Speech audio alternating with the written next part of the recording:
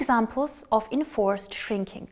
Imagine you're part of a youth group that speaks up against unfair government policies. One day your group's bank account is suddenly frozen, your meetings get banned, and members of your organization start facing threats. Some people do not need to imagine this, as this is happening in their real life. These are examples of how governments actively restrict civic space. In this section, we'll explore different methods used by authorities to limit civil society and how these restrictions affect democratic freedoms in real-life situations. Restrictions on international funding.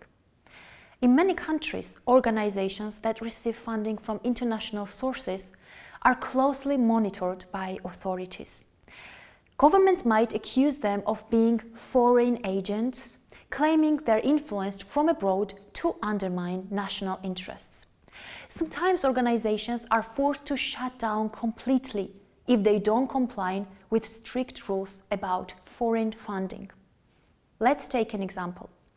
A human rights group advocating for women's rights loses all its funding because the government labels them foreign-funded agents. They're eventually forced to stop working. Strict domestic laws and regulations. Governments sometimes introduce strict new laws about how organizations must register, operate, and report their activities. These laws can lead to government interference, such as freezing bank accounts, arresting leaders, or inspecting offices without proper reasons. An example: a youth environmental group finds its leaders constantly interrogated and their bank accounts frozen, making it nearly impossible to continue their advocacy for environmental justice, limiting the freedom of assembly and association. While freedom of assembly and association is a human right, some governments create obstacles to exercising these rights. Authorities might refuse to authorize peaceful demonstrations, delay approvals intentionally, or fail to protect peaceful protesters, sometimes even using excessive force. For example, young activists organize a peaceful protest against unfair elections, but the authorities delay permission indefinitely. When they decide to protest anyway, the police use force against them, detaining several participants. Criminalizing and stigmatizing activists. Activists and organizations working to challenge unfair practices are often criminalized or publicly stigmatized. They may face false criminal charges, unfair trials, or damaging accusations meant to discredit their efforts. Activists and organizations challenging unfair practices are often criminalized or publicly stigmatized. Governments may use the media to unfairly label critical NGOs or peaceful activists as foreign agents, traitors, provocateurs, enemies of the states, or deviants, without ever addressing the real issue they arise. This strategy aims to discredit activists in the eyes of the public and discourage others from joining their cause.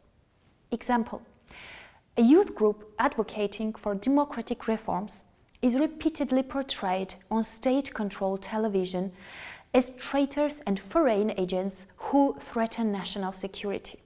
As a result, public support drops and activists face increased harassment and threats. Restrictions on freedom of expression, online and offline.